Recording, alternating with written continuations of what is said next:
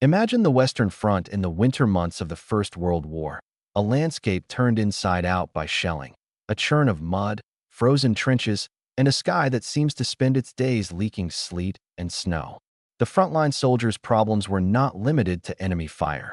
Exposure, the slow, patient work of cold and damp, was killing men as surely as any rifle. In this bleak environment, the practical questions of shelter, warmth, and speed of construction were matters of life and death. It was against this background that Captain, later Lieutenant Colonel, Peter Norman Nissen began to think differently about military housing. Nissen's starting point was simple and painfully pragmatic. What is the minimum structure that will keep men dry, reduce exposure to the elements, and be assembled quickly with the least skilled labor possible? He observed the battlefield not as an architect vested in permanence, but as an engineer forced to prioritize immediacy and survivability. From that vantage, he rejected conventional building logic, the timber frames, stationary foundations, and multi-step carpentry that made civilian houses comfortable but slow to raise.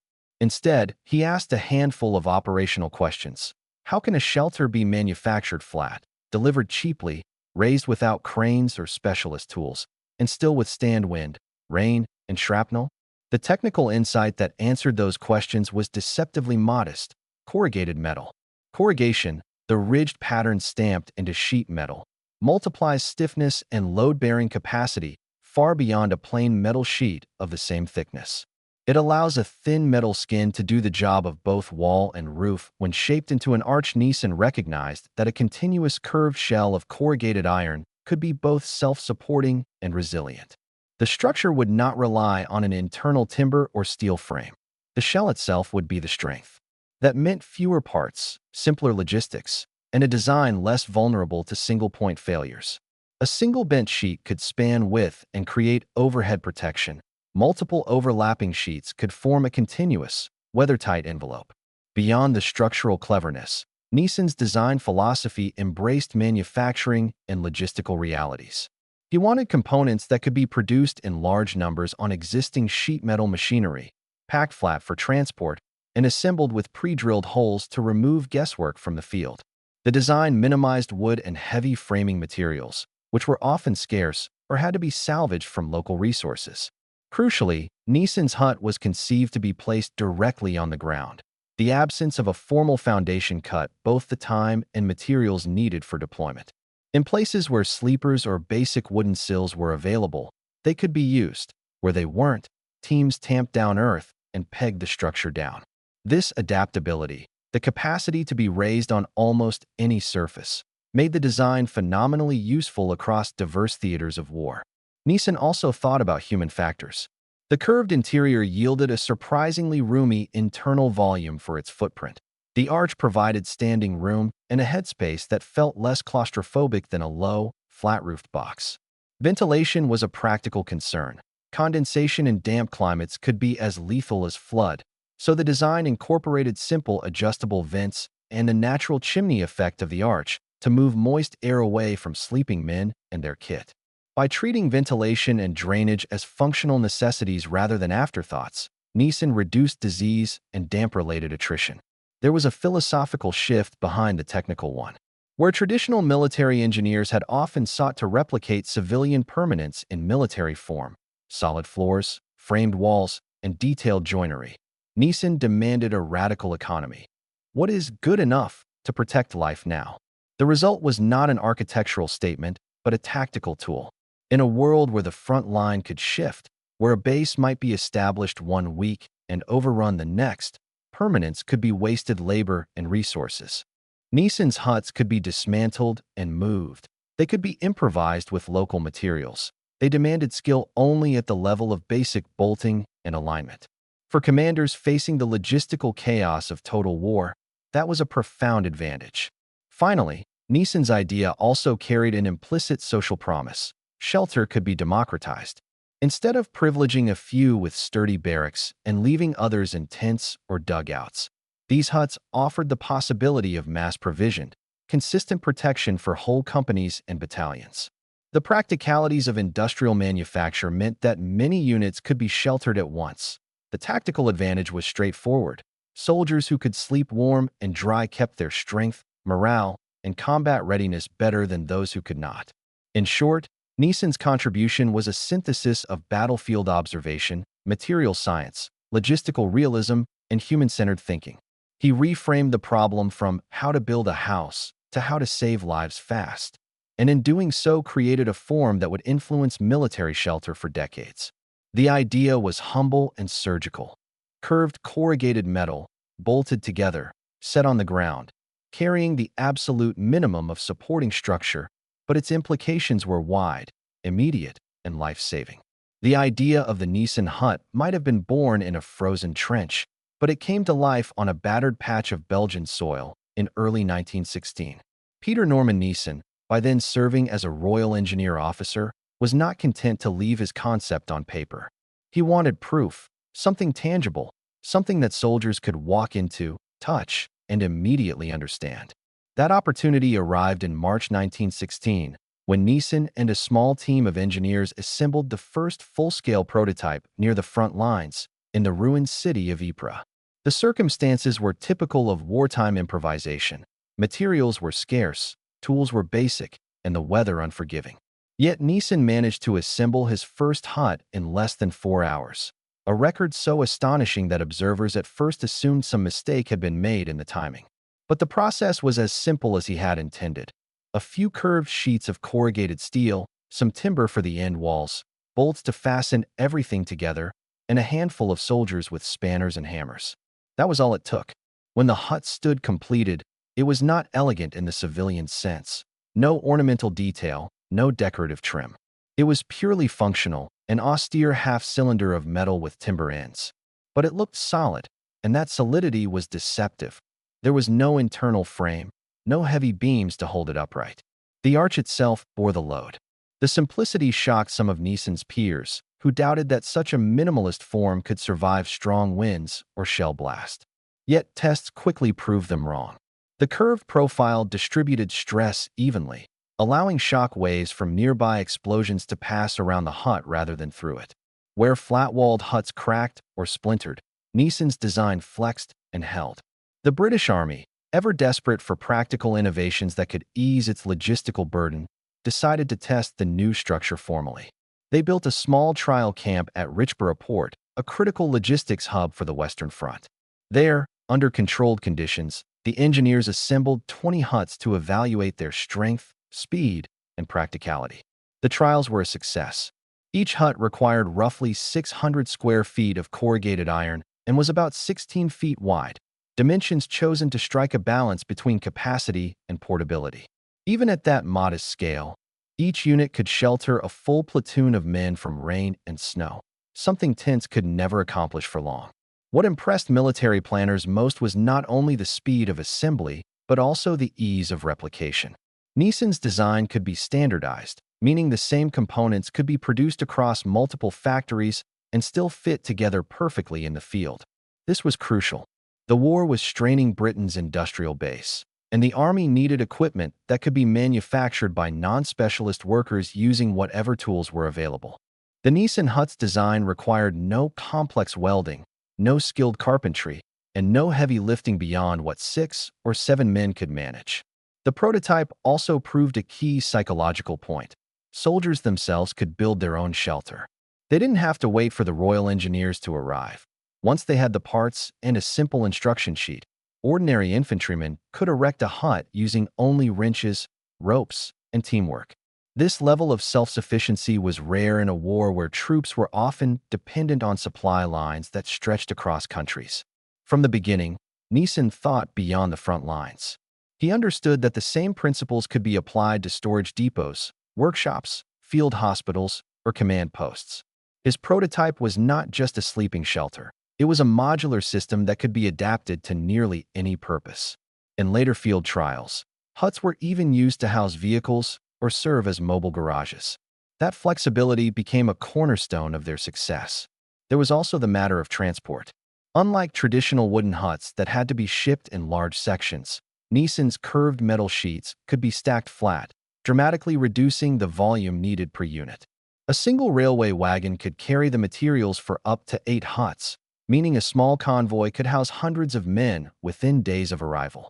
In a war where logistics determined survival, this efficiency was revolutionary. Finally, the early field reports from Ypres confirmed what Nissen had believed all along. Simplicity saves time, and time saves lives. Soldiers slept warmer. Equipment stayed dry. The constant misery of damp clothes and sodden boots was reduced. Morale improved in ways no statistic could measure. The first prototype in Ypres wasn't just a test of engineering. It was a demonstration that necessity can birth brilliance. From that moment, the Nissen hut would spread far beyond Belgium, becoming a symbol of how innovation in wartime often comes not from grand laboratories or committees, but from a single determined officer asking, "How can we make this easier?" By mid-1916, the British Army realized that Nissen's hut was not just another experiment. It was a revolution in military engineering. The concept overturned centuries of building tradition. Where conventional construction depended on skilled carpenters, foundations, and slow sequential work, the Nissen hut reduced the process to a mechanical rhythm of bolts and panels, a structure that could be raised almost anywhere by almost anyone. The genius of Nissen's idea lay in the way he stripped construction down to its essentials. Each part served multiple purposes. The curved corrugated steel sheets were both roof and wall. The overlapping edges acted as natural seals against wind and rain. Pre-drilled holes meant no guesswork. Every bolt had its place. The end walls, made of prefabricated wooden panels, arrived ready to install. The only real tools required were a spanner, a hammer, and a bit of cooperation. In a typical army context, this was nothing short of revolutionary. Traditional field huts or barracks demanded a level of craftsmanship that most soldiers simply didn't possess. Timber framing, cutting, measuring, all required trained builders. And that meant delays. But with Nissen's system, any group of infantrymen could become builders overnight. A short instruction sheet, often illustrated, guided them through the simple assembly sequence. Lay down wooden base plates or rails if available. Bolt together the curved corrugated sheets to form the arching shell.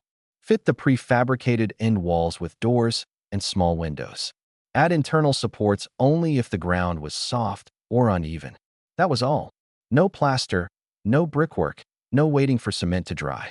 The speed astonished military planners. Entire rows of huts could rise in a single day where before tents had been the only option. It wasn't just that the huts were quick, they were reliable.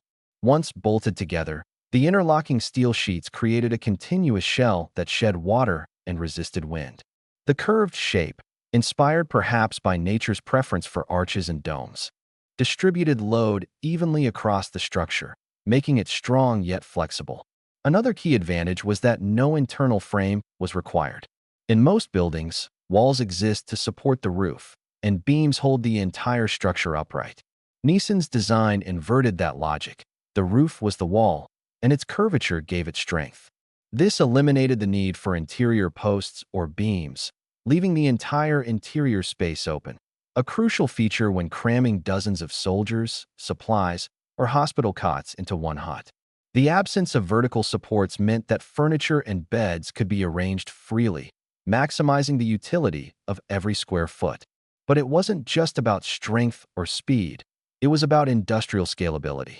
The hut's components could be mass-produced using existing steel rolling facilities, a critical consideration in wartime Britain, where efficiency was the difference between survival and collapse. Corrugated steel was already being made in vast quantities for roofing and shipping.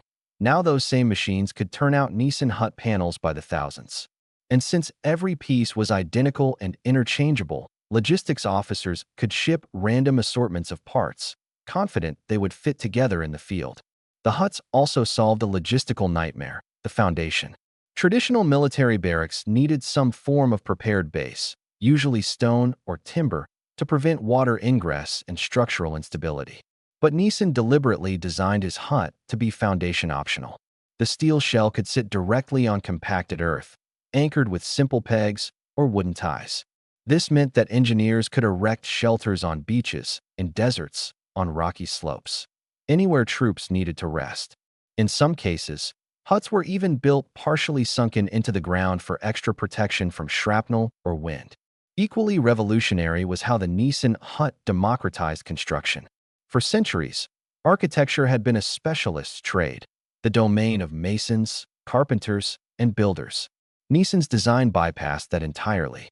It empowered ordinary soldiers to build with precision and confidence, turning the act of shelter building into a communal task rather than a logistical burden.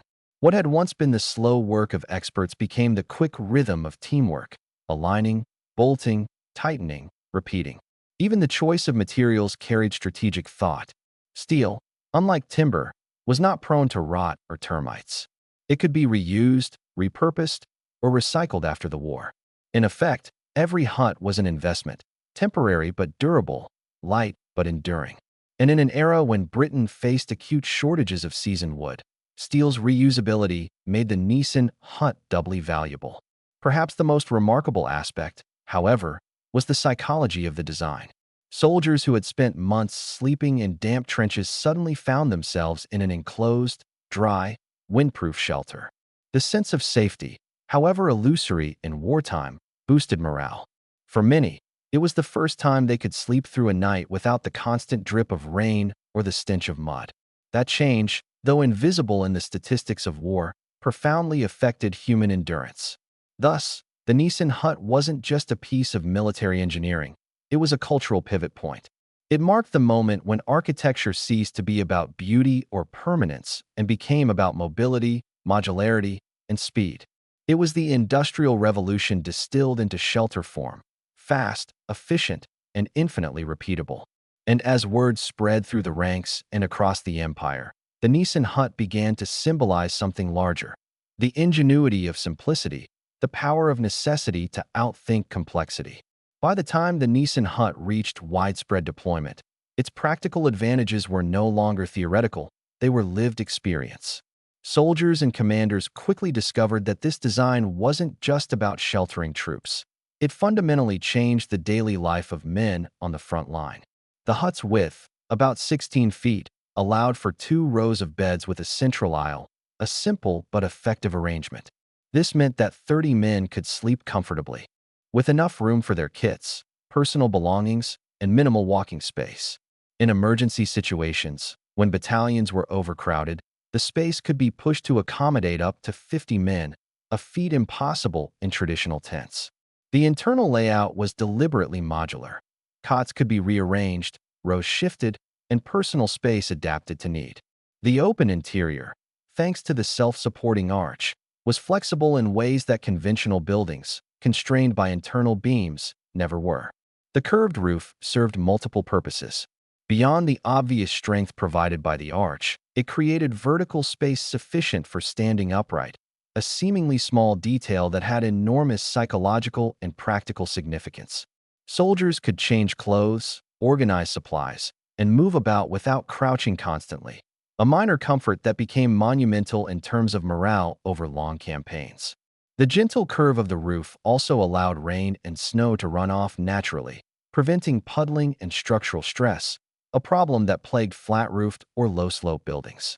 Ventilation, often overlooked in traditional wartime shelters, was built into the very DNA of the Nissen hut.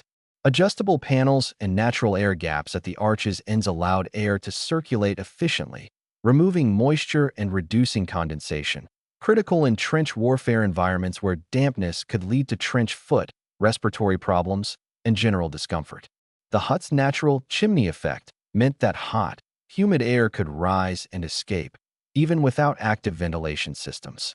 In this way, Nissen anticipated one of the core principles of human-centered design. Environmental comfort was just as important as structural integrity. The materials themselves were carefully chosen for efficiency and adaptability. Corrugated steel, lightweight yet strong, was easy to transport, resistant to most environmental hazards, and simple to repair in the field. Timber for the end walls could be sourced from local supplies, recycled buildings, or even damaged infrastructure, reducing the logistical burden of shipping all components from Britain. This made the huts viable across a diverse range of environments: muddy Belgian fields, sandy North African plains, or rocky Mediterranean outposts. The speed of construction, a hallmark of the Nissen hut, had profound operational implications. Entire platoons could erect multiple huts in a single day, transforming a bare encampment into a livable, organized compound overnight. This speed was particularly critical for frontline units, which often had to relocate rapidly in response to artillery bombardments or shifting enemy lines. Where traditional timber huts or brick shelters could take weeks to build, a battalion could be fully housed and operational with Nissen huts in just a few days. Moreover, this efficiency extended beyond construction.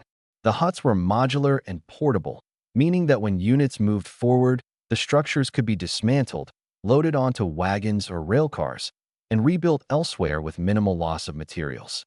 This mobility reduced waste, lowered costs, and ensured that the benefits of shelter could follow troops wherever they were needed most.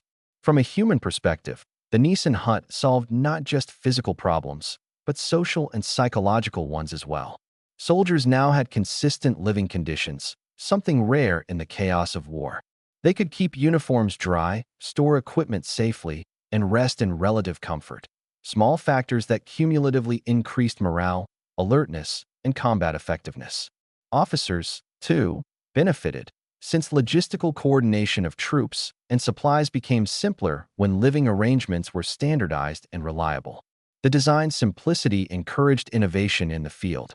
Troops improvised heating with small stoves, added shelving, or reinforced sections to create private corners. Commanders could convert huts into medical stations, storage rooms, or small workshops with minimal additional work. Nissen had unintentionally created a versatile military toolkit rather than just a shelter.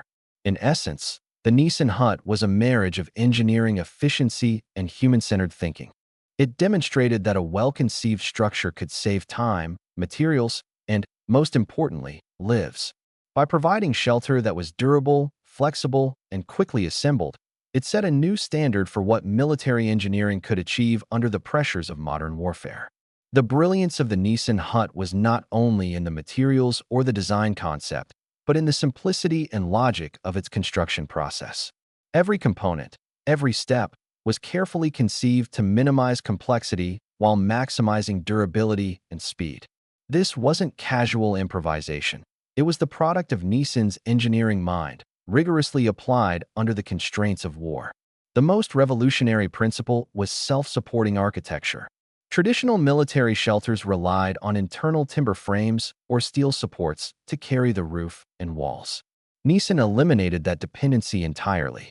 The corrugated steel sheets, bent into a continuous arch, became both roof and wall, distributing loads evenly across the structure. This meant the interior could remain open, uncluttered by supporting posts, and entirely flexible for human use. Each arch overlapped with the next by a few inches, and bolts passed through 3 layers of steel, forming a continuous, resilient envelope. The design was ingeniously redundant. If one bolt failed, the surrounding layers absorbed the stress, preserving structural integrity. The sequence of assembly was straightforward yet elegant, designed to be followed by soldiers with minimal training. Prepare the foundation, often just compacted earth, occasionally wooden base plates, if available. This step ensured stability and prevented sinking or tilting. Unlike conventional buildings, there was no need for stone footings or poured concrete. Place vertical ribs or arches. Each pre-bent corrugated sheet formed a segment of the arch. These were spaced evenly and aligned along the base plates. The curvature itself provided inherent strength. Attach overlapping sheets. Successive sheets were bolted together in a continuous seam. The overlaps created a tight seal against rain and wind, while the corrugation resisted bending or buckling. Install prefabricated end walls. These timber panels, delivered ready to fit, included doors and small windows. They locked the shell into place and completed the protective envelope. Add optional internal supports, only in cases where the ground was uneven or particularly soft. For most installations, these were unnecessary. Each of these steps was deliberately low skill, high reliability. Pre-drilled holes eliminated measurement errors. Standardized components allowed crews to substitute parts without compatibility issues. The process could be executed under adverse weather, with limited tools, and often under threat from enemy action. The design also considered material efficiency. Corrugated steel, lightweight yet strong, minimized the number of sheets needed. Timber was used sparingly, only in end walls or base supports. Bolts were standardized sizes, reducing the chance of lost or incompatible fasteners. The entire hut could be transported flat-packed, dramatically reducing logistical strain. Railway wagons could carry multiple huts' worth of material, and supply lines were less burdened than if full prefabricated huts were shipped assembled. The principles of the construction process emphasize speed without sacrificing integrity. Every bolt, every overlap, every panel placement contributed to a coherent whole. Soldiers were taught a rhythm: align, overlap, bolt, secure. Repetition created familiarity, reducing errors and increasing efficiency. It was almost like choreography. Hundreds of men could erect multiple huts in parallel, each team following the same reliable steps. Importantly, the construction sequence allowed adaptation to local conditions. In muddy fields, additional base supports could be added. In rocky terrain, minor adjustments in panel placement accommodated uneven ground. The hut's inherent flexibility meant that the field crews did not need detailed engineering knowledge. They could react to the environment while maintaining the structural integrity designed by Nissen. This simplicity also meant repair and modification were easy. If a panel was damaged by shellfire or wind, it could be replaced quickly without dismantling the entire structure. The modularity extended the lifespan of the huts, which could be reused, moved, or adapted as frontline needs changed. In short, Nissen's construction method was a masterclass in minimalist engineering. It combined mechanical efficiency, logistical foresight, and practical adaptability, creating a shelter that was as easy to build as it was reliable in service. By designing not just the structure but the entire assembly process, Nissen ensured that his huts would be truly functional in the most challenging conditions war could present. One of the most striking aspects of the Nissen hut was its extraordinary adaptability. From the windswept plains of Belgium to the deserts of North Africa and the muddy riverbanks of Mesopotamia, these huts could be erected under virtually any environmental condition. Nissen understood that the variability of war zones demanded more than a rigid, one-size-fits-all design. His huts needed to bend to human and environmental needs alike. The key to this adaptability lay in the modular and forgiving design. Timber for end walls and base supports could be sourced locally. In some theaters, soldiers used pine or oak from nearby forests. In others, they salvaged timber from bombed-out buildings or derelict structures. This reduced dependence on long, vulnerable supply chains. In Mesopotamia, where wood was scarce, engineers built huts using brick walls for the ends, effectively hybridizing Nissen's design to local materials while retaining the same arched steel shell. Similarly, in Egypt, bases were laid directly on sand, with internal supports fashioned from palm trunks, demonstrating that Nissen's hut was as much a framework for improvisation as it was a standard design. Logistical efficiency was another decisive factor. One railway wagon could transport the materials for 8 complete huts, drastically reducing the number of shipments required to establish a functioning base. Military planners could calculate exactly how many wagons, trucks, or pack animals were needed to house a regiment, simplifying planning in complex operations. The flat-packed steel sheets minimized space and weight, allowing more huts to be shipped in a single convoy. This adaptability extended beyond raw materials. The huts could be built on uneven ground, on rocky soil, or in marshes, something that would have been impossible with conventional timber barracks. Soldiers quickly learned that the arch itself absorbed minor irregularities in the terrain, and additional base supports could compensate for larger discrepancies. In practice, a field team could erect a hut in a day, regardless of local conditions, without needing heavy lifting equipment or expert engineering oversight. The huts also encouraged multi-purpose usage. They were no longer limited to housing infantry. Field hospitals, workshops, vehicle storage, and command posts all benefited from the same construction logic. This versatility meant that entire camps could be standardized around a single type of structure, simplifying both construction and supply management. Every hut, regardless of function, was familiar to troops. Assembly knowledge was transferable, repairs were simple, and spare parts were interchangeable. In addition to these practical advantages, the Nissen hut had tactical value. Units could erect shelters close to the front without drawing excessive attention from reconnaissance. The low profile and curved design were less visually conspicuous than large rectangular barracks, and the materials were relatively inconspicuous from a distance. Units could quickly establish a functional base and then relocate as the battlefield shifted, something conventional barracks could never achieve. The British Army tested this adaptability rigorously. In Mesopotamia, huts were built without timber end walls, using brick instead. In North Africa and Egypt, sand foundations were standard, and in temperate Europe, the standard wooden ends sufficed. In every case, the huts provided reliable protection against weather and enemy fire, while requiring minimal resources.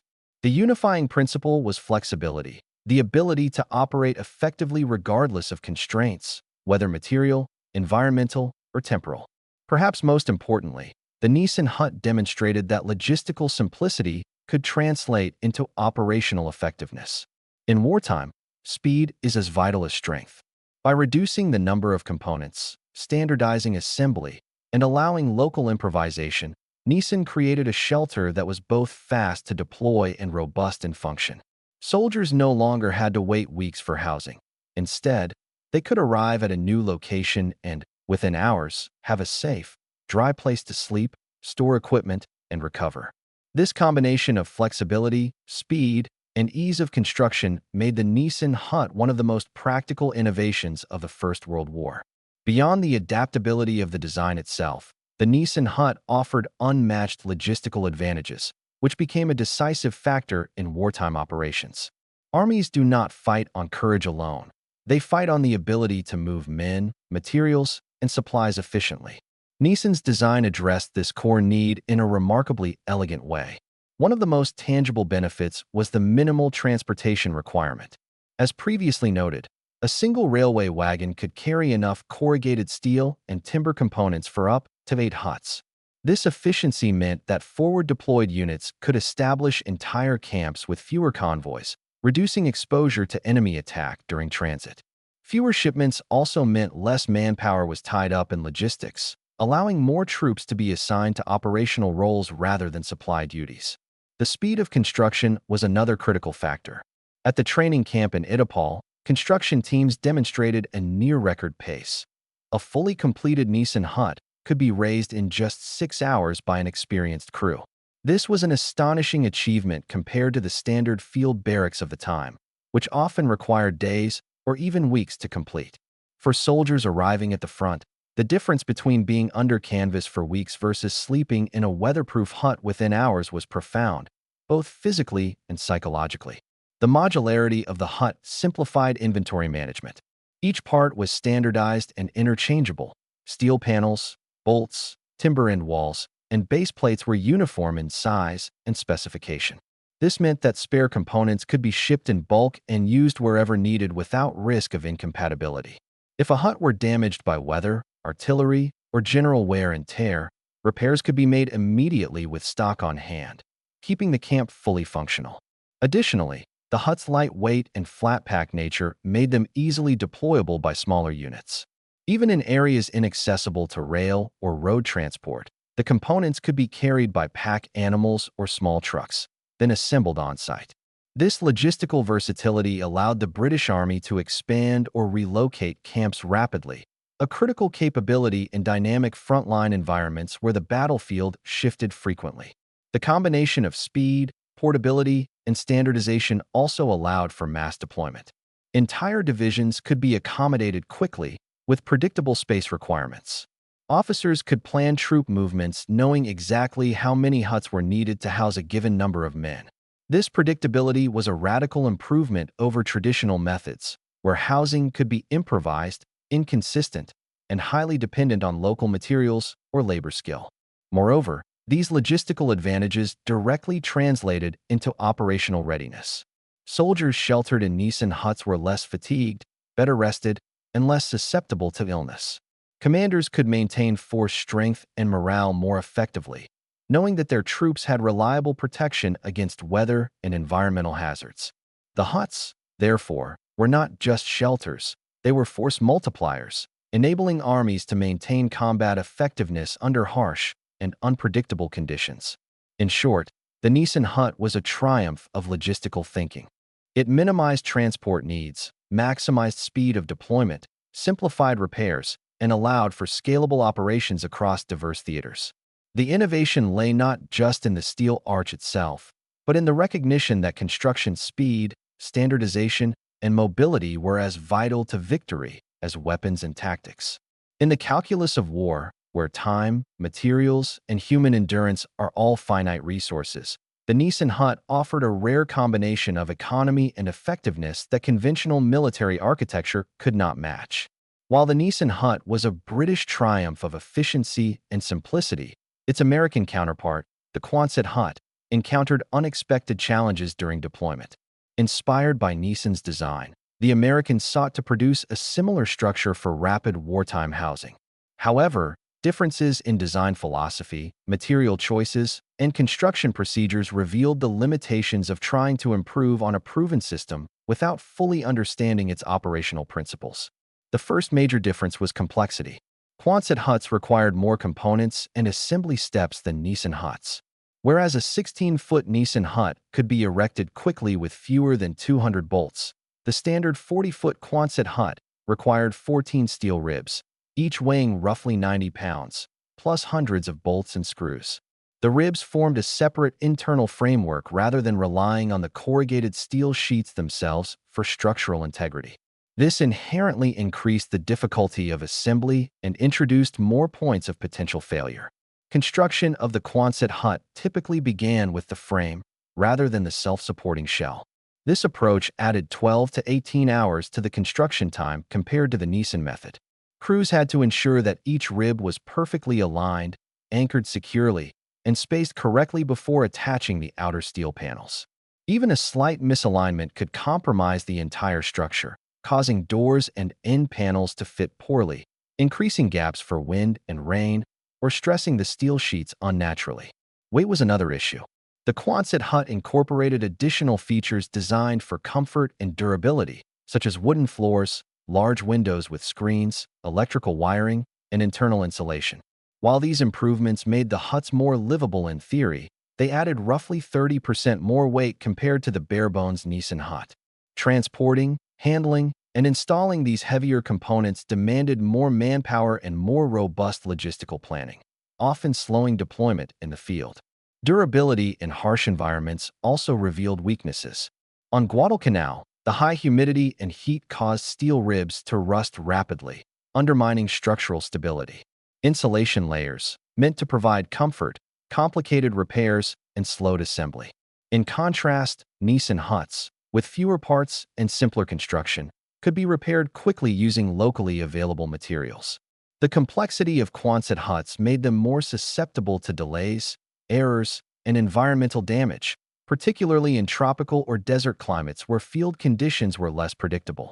Another problem arose from over-reliance on precise fabrication. Every rib, bolt, and panel had to meet strict specifications. A single bent or misaligned component could disrupt the entire assembly process. Nissen huts had a natural tolerance for slight imperfections. Overlaps and curves allowed the structure to adjust and settle, but Quonset huts demanded perfection at every step, which was often impractical under wartime pressures. Finally, the increased assembly time and dependence on specialized labor reduced the Quonset hut's key advantage: speed. While Nissen huts could be built in 36 to 54 hours, Quonset huts often took up to 96 hours, and that was before factoring in the installation of floors, electrical systems, or insulation. This slower deployment limited their utility in rapidly shifting operational contexts where the ability to shelter troops quickly could influence survival and effectiveness. In essence, the Quonset hut demonstrated a key lesson in military engineering. Better does not always mean faster or more practical. While American engineers aimed to improve durability and comfort, these enhancements came at the cost of simplicity, speed, and adaptability, the very qualities that made the Nissen hut a battlefield success. Despite the initial challenges, the American Quonset hut represented an ambitious attempt to improve upon the Nissen design, prioritizing comfort, durability, and modern conveniences. Engineers focused on creating a shelter that was not just structurally sound, but habitable for extended periods, reflecting the logistical and tactical needs of U.S. forces deployed across diverse theaters of World War II. One of the primary improvements was internal insulation. Unlike the bare steel shell of the Nissen hut, which relied on natural ventilation to regulate temperature, Quonset huts incorporated fiberglass or mineral wool insulation between the steel exterior and interior surfaces. This innovation helped maintain warmer interiors in cold climates and cooler interiors in tropical zones, increasing soldier comfort. Insulation also reduced condensation, which had been a problem in Nissen huts in wet European environments, though it introduced additional layers of complexity to the construction process. Electrical wiring was another advancement. Quonset huts were designed with pre-installed electrical systems, allowing for lighting, small appliances, and later, even heating systems. While this increased functionality and convenience, it also meant that installation required skilled labor, careful alignment, and additional inspection steps. The wiring had to be integrated without compromising the structural integrity of the steel shell, a challenge that occasionally slowed deployment in the field. Windows and flooring were upgraded for habitability and morale. Large windows, often fitted with mesh screens, provided natural light and ventilation, reducing the claustrophobic feel of earlier huts. Floors were made from treated timber or plywood, often elevated slightly above the ground to prevent moisture ingress and improve comfort. These improvements allowed troops to live and work in the huts for extended periods, not just as temporary shelters, but as semi-permanent quarters, offices, or medical stations. The American approach emphasized modularity combined with comfort. While the Nissen hut had been optimized for rapid assembly and minimal materials, Quonset huts attempted to balance speed with human-centric design. Partition walls could be added, electrical circuits could be routed for specific functions, and storage or workspaces could be integrated within the interior. The huts were more than shelters. They became multifunctional military infrastructure, capable of supporting a wide variety of operations beyond just sleeping quarters. However, these enhancements carried costs. The total weight of a complete Quonset hut was roughly 30% higher than a comparable Nissen hut. Transportation became more challenging, particularly in regions where vehicles or rail lines were limited. Assembly required careful alignment, precise bolt placement, and additional manpower to handle heavier components. Each additional feature, from insulation to electrical wiring, increased the likelihood of delays or errors during rapid deployment. Despite these challenges, the Quonset hut did achieve significant improvements in habitability. Soldiers were protected from extreme temperatures, had access to lighting, and could enjoy a greater sense of personal space and comfort. These qualities were particularly valuable in long-term forward bases, training facilities, and medical installations, where troops might spend weeks or months rather than days. In summary, the Quonset hut was an engineering compromise. It sacrificed some of the simplicity and rapid deployability of the Nissen hut in exchange for enhanced human comfort, functionality, and adaptability for prolonged use. While this made it more suitable for semi-permanent installations, it highlighted a crucial principle of wartime construction. Speed and simplicity are often more critical than perfection when lives are at stake. The Quonset hut's innovations came with a hidden cost, an increased dependence on precise assembly and component integrity. Unlike the Nissen hut, whose simplicity allowed minor imperfections to be absorbed without catastrophic consequences, the Quonset hut's complexity created a scenario where small errors could compromise the entire structure. The design relied on a steel frame of ribs, each carefully shaped and spaced. If a single rib was bent, misaligned, or improperly anchored, the geometry of the entire arch could be distorted. This could prevent end walls from fitting correctly, create gaps that allowed water and wind inside, or even place undue stress on adjacent ribs, increasing the risk of structural failure. In the worst-case scenario, a poorly aligned hut could collapse during assembly or under environmental stress, a far more serious problem than the minor adjustments possible with a Nissen hut. Even the placement of bolts and screws became critical. A Nissen hut, with its overlapping corrugated panels, tolerated some variance. Missing or misaligned bolts could be compensated for by the natural rigidity of the shell. In contrast, the Quonset hut required hundreds of precisely positioned fasteners, every bolt contributed to the structural integrity. A single mistake could ripple through the assembly, creating delays or forcing the crew to disassemble and reassemble sections to correct errors. This dependence on precision also had logistical implications. Spare parts had to be available in exact specifications. Substitutions could not be improvised without jeopardizing structural stability. Field repairs became more complicated, particularly in remote or hostile environments. Where a Nissen hut could be patched with salvaged timber or steel sheets, Quonset repairs required matching components and careful alignment, a constraint that slowed the response to battle damage, weathering, or wear. Environmental factors exacerbated these risks. In tropical climates, steel ribs could rust if protective coatings were compromised. Heat and humidity caused expansion, potentially misaligning critical structural elements. In desert environments, sand and wind accelerated wear on bolts and panels. The Quonset hut, with its more intricate assembly and heavier materials, magnified these vulnerabilities. Minor environmental stressors could translate into significant operational challenges. Human factors also played a role.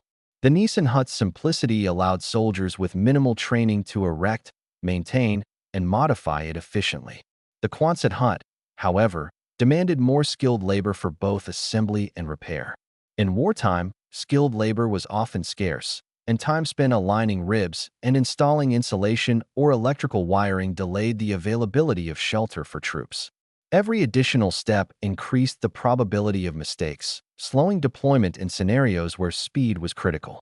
Ultimately, the Quonset hut's dependence on precise details highlighted a fundamental trade-off in military engineering. Increasing comfort, durability, and habitability often comes at the cost of simplicity, speed, and resilience to errors.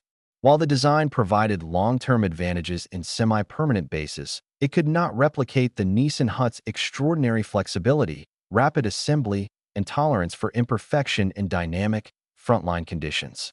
In essence, the Quonset hut illustrated that engineering improvements are not always improvements in practice.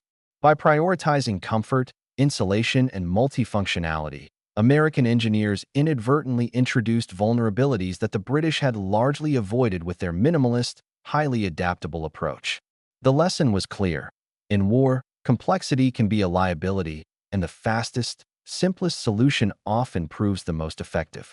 One of the most striking differences between the Nissen hut and the Quonset hut was the sheer number of fasteners required, which directly impacted construction speed, labor demands, and the potential for errors. In a typical 16-foot Nissen hut, roughly 200 bolts sufficed to hold the entire structure together. The overlapping corrugated sheets and prefabricated end walls created a strong, self-supporting shell that did not require perfection in every connection. Minor misalignments could be corrected on the fly, and construction proceeded at a rapid pace. By contrast, a standard 40-foot Quonset hut required more than 700 bolts and screws, a staggering increase compared to the Nissen design. This was not just a matter of added weight. It fundamentally changed the dynamics of assembly. Each bolt needed to be precisely placed, tightened to the correct torque, and aligned with the frame. Even a single mistake could cause panels to fit poorly, increase stress on adjacent components, or delay subsequent steps in the assembly sequence. The increase in fasteners had several practical consequences. Labor intensity. More hands were required to lift, align, and secure the heavy steel ribs and panels. Teams needed coordination, communication, and skill, and any lapse could slow the process or require rework. Time consumption. While an experienced crew could assemble a Nissen hut in 36 to 54 hours, the Quonset hut typically took up to 96 hours. The additional time for precise alignment, insulation, electrical installation, and flooring compounded the labor required. Error risk. With so many fasteners, the probability of missing, loose, or misaligned bolts increased. Each error could compromise structural integrity or necessitate partial disassembly, which consumed further time and resources. Moreover, the complexity of assembly interacted with environmental conditions. In tropical climates, heat and humidity made manual handling of heavy steel components exhausting, reducing crew efficiency and increasing the likelihood of mistakes. Rain or mud could slow the bolting process or cause temporary misalignment, while cold environments made metal parts harder to manipulate and tools less effective. In battlefield conditions, where time pressure was intense, these challenges had real consequences for troop readiness and morale. The logistical implications were also significant.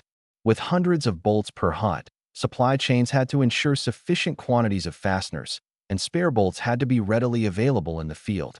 Losing even a small number of critical fasteners could delay assembly, especially if replacements had to be shipped over long distances. Nissen huts, by contrast, required fewer fasteners and allowed substitutions, making repairs and rapid deployment far more forgiving. This increased assembly complexity further highlighted the trade-offs between comfort, durability, and speed. Quonset huts offered better insulation, flooring, and internal amenities, but they demanded more time, effort, and precision to achieve these benefits. In a dynamic military campaign, where troops often needed shelter within hours rather than days, these extra requirements could be a liability. In essence, the Quonset hut's additional bolt count was emblematic of a broader tension in military engineering. Enhancements in human comfort and structural sophistication often come at the expense of speed, simplicity, and operational flexibility.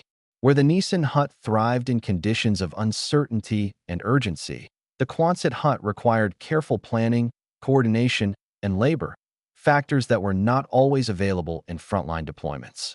Once deployed in active theaters, the Quonset hut revealed a host of practical challenges that were less apparent during factory assembly. While the design improvements had theoretical advantages, the realities of field conditions, humidity, heat, uneven terrain, and time pressure tested the limits of the structure. One major issue was humidity and corrosion. In tropical locations such as Guadalcanal, the steel ribs of the Quonset huts were prone to rapid rusting due to constant exposure to moisture and salt-laden air. While protective coatings and galvanization helped, the complexity of the internal rib structure meant that even minor corrosion could weaken critical load-bearing elements. Unlike the Nissen hut, which had fewer internal components and could tolerate minor imperfections, a corroded rib in a Quonset hut could compromise the entire arch, making the hut unsafe for occupancy until repaired. Heat and thermal expansion posed additional challenges. The metal shell of the Quonset hut expanded and contracted significantly in high temperatures, potentially distorting the alignment of ribs and panels. In desert regions, interior temperatures could rise to extreme levels despite insulation, and wooden floors could warp or split. Nissen huts, with their simpler design and reliance on natural ventilation, were more forgiving in extreme temperature variations. Another complication was the multi-stage construction process. Unlike the single-shell approach of the Nissen hut, the Quonset required sequential steps: erect the frame, attach steel panels, install insulation, add flooring, and integrate electrical wiring. Each stage introduced additional dependencies, meaning that delays in one step could halt the entire process. For example, if insulation panels arrived late or floors were damaged in transit, assembly could be paused for hours or even days. Nissen huts, with their minimalistic design, allowed for simultaneous work on all elements and rapid adjustments on site. Field modifications were also more difficult. Nissen huts allowed soldiers to improvise. Adding stoves, reinforcing panels, or adjusting spacing between beds could be done with local materials and minimal tools. Quonset huts, with integrated wiring, floors, and insulation, restricted field improvisation. Any significant alteration required careful planning and more labor, reducing the hut's adaptability to unforeseen circumstances. Moreover, transporting and handling the heavier components in difficult terrain slowed deployment. Unlike the relatively light corrugated panels of the Nissen hut, the Quonset ribs and floors required more manpower and coordination to lift, align, and secure. This could be particularly problematic in forward positions or jungle environments, where pathways were narrow and uneven. The combination of environmental stressors and construction complexity meant that, in practice, Quonset huts often took twice as long to erect as Nissen huts under field conditions. While they offered comfort and durability in theory, in urgent situations where troops needed shelter quickly, for example, during rapid base expansion or in newly captured positions, the slower assembly time limited operational effectiveness. Despite these challenges, Quonset huts were still widely used because their design allowed long-term habitation and integration of amenities. However, their vulnerabilities in the field highlighted a critical principle in military engineering. Robustness and simplicity often trump sophistication when conditions are unpredictable and time is limited. The Nissen hut's elegance lay in its ability to provide reliable shelter quickly and consistently, even under extreme conditions, whereas the Quonset hut demanded careful assembly, supervision, and favorable conditions to achieve its intended performance. One of the clearest measures of the differences between the Nissen and Quonset huts was the time required to erect them, and this factor had immediate operational consequences. In wartime, the ability to provide shelter quickly is not merely a convenience. It can directly impact troop survival, readiness, and morale. For a fully trained crew, a standard Nissen hut could be erected in 36 to 54 hours, depending on site conditions and the size of the team. In many cases, a small team working efficiently could complete a hut in as little as 48 hours, including preparation of the ground, placement of base plates, and final assembly of end walls. This speed was possible due to several factors. Minimal components. Nissen huts used fewer parts and relied on the corrugated steel arch itself for structural integrity. Standardization, pre-drilled holes and prefabricated panels allowed teams to work without measuring or improvising. Simplicity of assembly. The construction sequence was linear and forgiving, accommodating slight misalignments without delaying the overall build. In contrast, the Quonset hut required approximately 96 hours to erect under similar conditions, effectively doubling the time needed compared to a Nissen hut. Several factors contributed to this extended schedule. Heavier and more numerous components. Steel ribs, insulation, and wooden floors required additional manpower and careful handling. Sequential assembly. Each step, erecting the frame, attaching steel panels, installing insulation, flooring, and wiring, depended on the successful completion of the previous stage, leaving little room for concurrent work. Precision requirements. Misalignment of a single rib could halt progress until corrected, creating bottlenecks in assembly. The time difference was particularly critical in rapidly shifting operational theaters, such as during amphibious landings or forward-base construction. Troops arriving at a newly secured location could have Nissen huts ready in 2 days, providing immediate protection from the elements and enemy observation. Quonset huts, however, often required 4 days or more, delaying the establishment of functional living quarters, command posts, or medical stations. Even when experienced crews worked at peak efficiency, the Quonset huts added complexity and integrated features, including insulation, electrical systems, and treated flooring, slowed deployment. While these features improved long-term habitability, they introduced trade-offs between speed and comfort. Commanders in the field often faced the dilemma of choosing between a rapidly deployable, minimally equipped shelter, Nissen, or a more comfortable but slower to assemble structure, Quonset. Interestingly, in certain circumstances, the speed advantage of Nissen huts proved decisive. During emergency expansions after battles, such as following the Battle of Midway, temporary camps needed to be erected in as little as 3 days. Nissen huts could meet this requirement, whereas Quonset huts' longer assembly time made them impractical for immediate shelter needs. In summary, construction time highlighted the operational philosophy behind each hut. The Nissen hut prioritized rapid, reliable shelter with minimal material and labor. The Quonset hut prioritized comfort, durability, and modularity, but at the cost of speed. This contrast illustrates a broader military principle. In dynamic, high-pressure environments, speed and simplicity can outweigh technological improvements, especially when lives and operational readiness are at stake. Another critical difference between the Nissen and Quonset huts was the approach to flooring, which had significant implications for both construction speed and daily usability. Floors in military shelters are not mere conveniences. They affect health, comfort, and operational readiness, especially in environments with mud, moisture, or extreme temperatures. In the original Nissen huts, floors were intentionally left minimal or optional. The hut's design focused on rapid deployment and structural simplicity, allowing soldiers to lay their own wooden planks or pour concrete later if needed. This approach had several advantages. Speed of assembly. Crews could erect a Nissen hut without waiting for specialized flooring materials, drastically reducing construction time. Flexibility. Soldiers could adapt the flooring to local materials, terrain, or intended use, creating makeshift solutions in the field.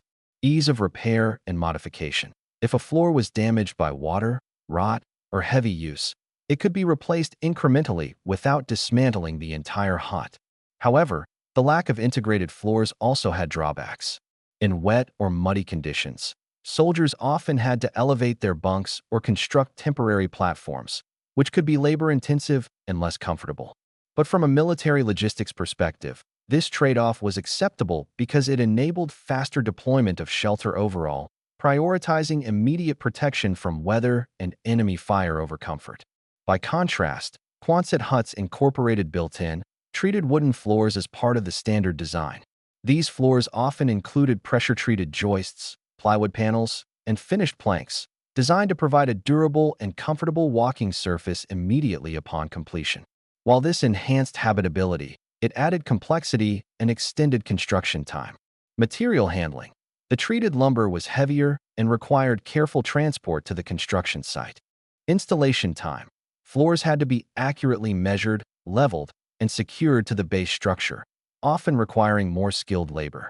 Integration with insulation and electrical systems. Since the floors were part of the overall interior package, any adjustment or repair risked interfering with wiring or insulation layers.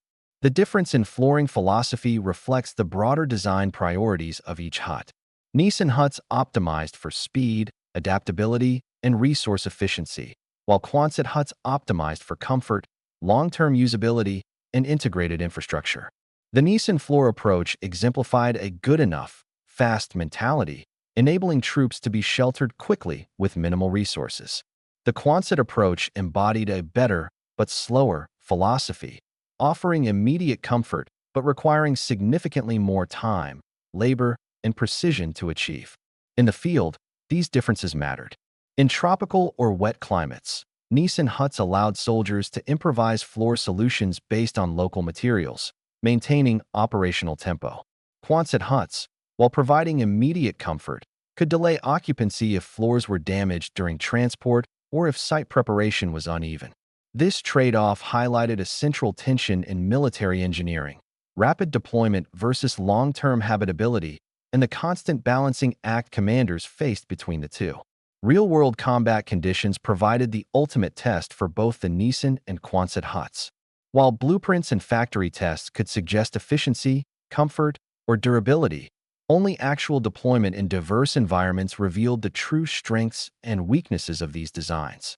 In the case of Nissen huts, combat experience validated their simplicity, speed, and adaptability. British forces were able to erect complete shelters in as little as 9 days in forward positions, often without any foundation, on uneven or unstable ground. The self-supporting steel arches absorbed minor imperfections, allowing soldiers to focus on immediate shelter needs rather than precise engineering calculations. In rainy European theaters, Nissen huts proved to be robust against water ingress, thanks to the natural airflow created by small gaps between panels, which reduced condensation and mold. Soldiers could quickly install bunks, stoves, and other basic amenities, enabling them to sleep, eat, and recover even in challenging conditions. By contrast, Quonset huts often faced difficulties in harsh environments. On Guadalcanal, high humidity accelerated rust on steel ribs and caused some internal insulation to degrade.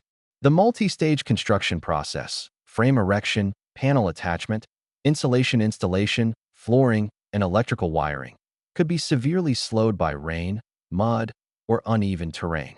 Where Nissen huts could tolerate slight imperfections and local improvisation, Quonset huts required precise alignment and full availability of components, creating bottlenecks in deployment. Despite these challenges, Quonset huts offered superior long-term habitability. Their insulation, flooring, and electrical systems made them more comfortable for troops stationed at permanent or semi-permanent bases. In situations where speed was less critical, Quonset huts allowed soldiers to work and live under better conditions, reducing fatigue and improving morale over extended deployments. The trade-off was clear. Comfort came at the cost of speed and flexibility. Another aspect highlighted in combat was resilience under extreme conditions. Nissen huts, with their minimalist design, could be repaired using local materials, such as timber or scrap steel. Quonset huts, however, were more dependent on factory-spec components, making field repairs difficult. A damaged rib or misaligned floor panel could delay the shelter's usability, requiring either careful adjustment or replacement parts from supply depots. Commanders quickly realized the operational implications. In emergency situations, such as establishing a forward camp after a landing or in rapidly advancing positions, Nissen huts were vastly superior because they could be erected quickly and efficiently, offering immediate protection to troops. Quonset huts, while technically superior in comfort and long-term durability, could not match the speed of deployment, making them less suitable for urgent frontline operations. The combat experience ultimately reinforced the fundamental design philosophy behind each hut. Nissen prioritized speed, simplicity, and adaptability, while Quonset prioritized comfort, long-term utility, and modularity. Both had value, but their effectiveness depended on the context of use. In fast-moving combat theaters, Nissen huts allowed forces to maintain mobility and operational readiness. In stable rear areas or permanent bases, Quonset huts provided a more livable environment for soldiers and personnel. In short, combat experience demonstrated a key principle in military engineering. Practicality often outweighs perfection. The Nissen hut's elegance lay in its ability to provide rapid, reliable shelter under harsh conditions, while the Quonset hut illustrated the risks and trade-offs of adding complexity, even when it improved comfort or functionality. A direct comparison of the construction process between Nissen and Quonset huts reveals fundamental differences in design philosophy, labor demands, and operational outcomes. While both were intended to provide temporary military housing, the methods of assembly, required resources, and speed of deployment diverged sharply. Nissen huts were designed for efficiency and minimalism. The assembly process was straightforward. Base preparation, simple leveling or placement on wooden sleepers, or compacted earth sufficed. No formal foundation was required, allowing huts to be erected quickly in diverse terrains. Rib attachment, corrugated steel panels, pre-curved and pre-drilled, served as self-supporting arches. Bolts passed through overlapping sheets, creating a continuous, strong shell. End walls, prefabricated wooden panels were attached at the hut's ends, completing the structure. These panels could be customized or replaced depending on local material availability. The Nissen hut's simplicity allowed construction crews, often consisting of soldiers rather than skilled carpenters or engineers, to erect a fully functional hut in 36 to 54 hours, even in adverse conditions. Components were lightweight, modular, and interchangeable, enabling rapid repairs or relocation. Quonset huts, however, followed a more complex, multi-stage assembly process. Steel frame erection. Individual ribs, each weighing around 90 pounds, had to be positioned accurately and anchored to the ground or foundation. Panel attachment. Corrugated steel sheets were fixed to the frame, requiring precise alignment to ensure the structural arch functioned correctly. Internal features. Insulation panels were inserted between ribs, electrical wiring was installed, and wooden floors were assembled. Windows, doors, and other finishing elements were added at this stage. The Quonset hut's dependency on precision meant that small mistakes could halt the entire process. Misaligned ribs or panels could compromise structural integrity, delay assembly, and increase the risk of damage during deployment. Even a team of experienced builders needed up to 96 hours to complete a standard 40-foot Quonset hut, nearly double the time required for a comparable Nissen hut. Labor requirements further highlighted the contrast. Nissen huts could be assembled by a relatively small team of soldiers with minimal specialized tools. Quonset huts demanded more manpower and skill, particularly to handle heavier components, install floors, insulation, and electrical systems. This increased reliance on trained personnel made rapid deployment in frontline conditions more challenging. From a logistical perspective, Nissen huts offered greater flexibility. Components could be shipped in fewer loads, transported by rail, truck, or even pack animals, and assembled or repaired using locally available materials. Quonset huts, with heavier, more integrated components, required careful planning and precise delivery, increasing the potential for delays. In summary, the construction comparison underscores a central lesson in military architecture: simplicity, modularity, and tolerance for imperfection can outweigh technical sophistication when rapid deployment is critical. Nissen huts excelled in providing functional shelter quickly, reliably, and flexibly, whereas Quonset huts, while offering comfort and long-term utility, imposed constraints that could hinder responsiveness in dynamic operational environments. Speed of deployment is one of the most critical metrics for military shelters, especially in wartime scenarios where troops need immediate protection from the elements, enemy observation, and combat hazards. Comparing the Nissen and Quonset huts in terms of construction speed highlights the operational consequences of design philosophy. Nissen huts were optimized for rapid assembly. A trained crew could construct a standard 16-foot hut in 36 to 54 hours, depending on environmental conditions and available labor. Several factors contributed to this speed. Minimal components. The self-supporting corrugated steel shell reduced the need for internal framing and complex joint work. Prefabrication and standardization. Pre-drilled panels and ready-made wooden end walls allowed crews to bolt components together quickly without measuring or improvising. Tolerance for imperfection. Minor misalignments did not compromise structural integrity, allowing work to proceed without constant corrections. Flexible site requirements. Nissen huts could be erected on uneven terrain without a formal foundation, reducing preparation time significantly. By contrast, Quonset huts required more than 91 hours on average to construct. This nearly doubled the time compared to Nissen huts and reflected several key challenges. Heavier, more numerous components. Each steel rib had to be precisely positioned and bolted, demanding significant manpower and careful handling. Sequential construction. Floors, insulation, wiring, and finishing elements could not be installed until the frame was correctly aligned, creating a dependency chain that slowed overall progress. Precision requirements. The structural integrity of the Quonset hut depended on perfect alignment of ribs and panels. Small errors could halt construction until corrected. Environmental sensitivity. Humidity, uneven ground, or temperature extremes could further slow assembly, especially when installing insulated panels or treated wooden floors. The practical impact of this difference became evident during emergency deployments.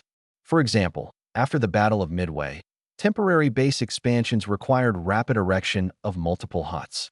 Nissen huts could be constructed in as little as 3 days, providing immediate shelter for troops, medical facilities, or command posts.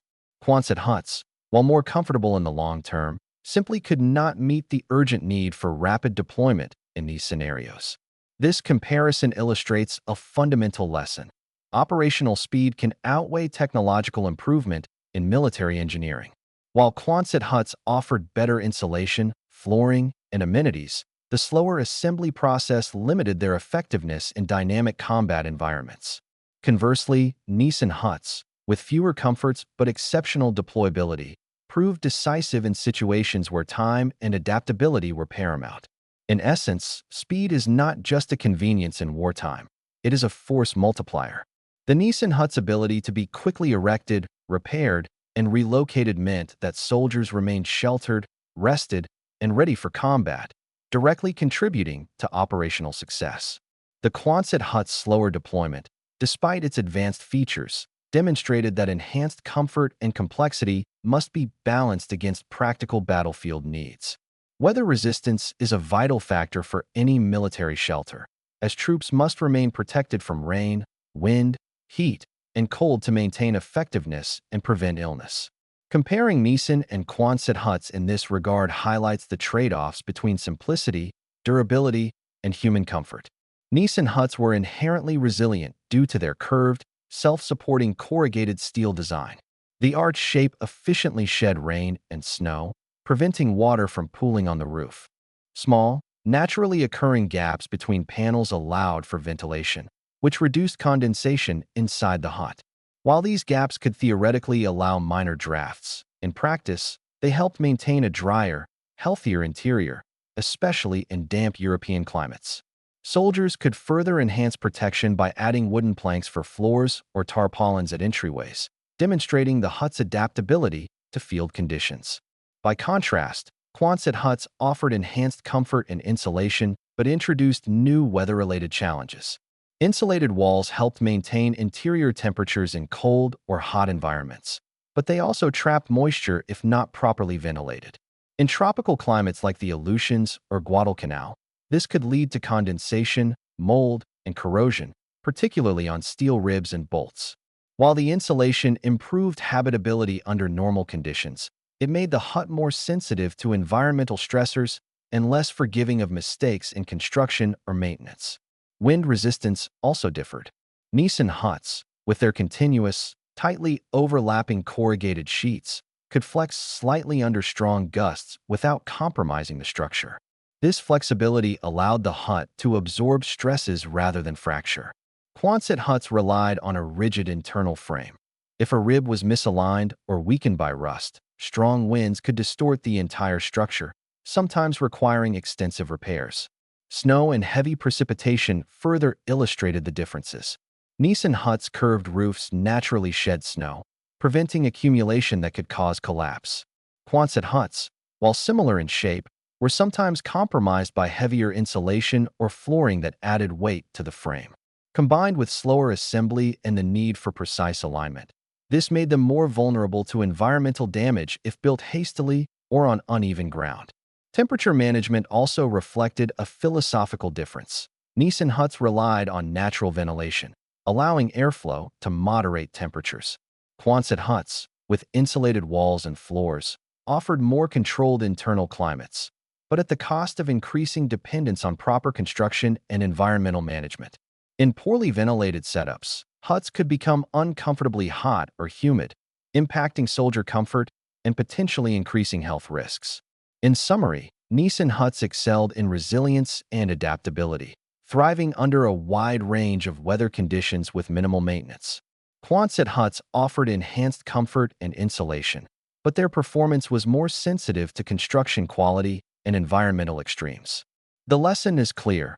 A simple, robust design often outperforms a complex one in unpredictable conditions, particularly when speed, adaptability, and ease of repair are critical. The mass production of Quonset huts in the United States during World War II represents a remarkable industrial achievement, reflecting the American focus on standardization, modularity, and large-scale logistics. Unlike the Nissen huts, which were produced in smaller numbers and often adapted locally, Quonset huts were manufactured in factories at unprecedented scale, aiming to supply troops across multiple global theaters. American factories were capable of producing over 100,000 Quonset huts per year, a testament to both the demand for standardized military housing and the efficiency of U.S. industrial infrastructure. Each hut was manufactured with interchangeable components, including steel ribs, corrugated panels, floors, insulation, and pre-cut-in walls. Standardization ensured that any component could fit any hut, facilitating rapid shipment, assembly, and repair, even in far-flung theaters like the Pacific Islands or North Africa. The modular approach extended beyond components to logistical planning. Military engineers could calculate the exact number of huts needed, estimate transport requirements, and coordinate assembly crews with precision. Quonset huts could be shipped in pieces by rail, truck, or ship, with the knowledge that each crate contained the right parts and could be assembled anywhere with the correct team. This degree of standardization was unprecedented for military shelters at the time and reflected broader American priorities in wartime production, scalability, repeatability, and efficiency in supply chains. However, the reliance on standardized, factory-made components came with limitations. Quonset huts were less adaptable to local improvisation, unlike Nissen huts, which could incorporate locally available wood, bricks, or other materials. In situations where precise components were delayed, damaged, or misaligned, assembly could be significantly slowed, highlighting a key trade-off of industrial standardization. While it enables mass deployment, it reduces flexibility in unpredictable conditions. Cost and resource intensity were also notable. Each Quonset hut cost roughly $850, significantly higher than a Nissen hut's approximate $230. This difference reflected the additional materials, integrated insulation, flooring, and electrical systems. Despite the higher unit cost, the U.S. invested heavily, ultimately spending over $140 million on Quonset hut production by the end of the war. The expense was justified by the need to provide durable, habitable shelters at scale, particularly in theaters where troops would remain for extended periods. The standardization also allowed for predictable assembly and maintenance schedules, which was crucial for planning military operations. Troops and engineers could be trained once on the assembly process and apply that knowledge to any Quonset hut anywhere in the world. Replacement parts, tools, and fasteners could be pre-positioned in supply depots, ensuring continuity even when bases were under operational pressure. In essence, mass production and standardization allowed the U.S. to deploy Quonset huts in enormous numbers while maintaining a predictable level of quality and functionality. However, this approach also underscored the trade-offs between industrial efficiency and field flexibility, a recurring theme in the comparison between Nissen and Quonset designs. The Quonset hut was a triumph of American industrial power and foresight, but its success relied on logistics, planning, and controlled conditions, rather than the improvisational adaptability that made Nissen huts so effective in variable combat scenarios.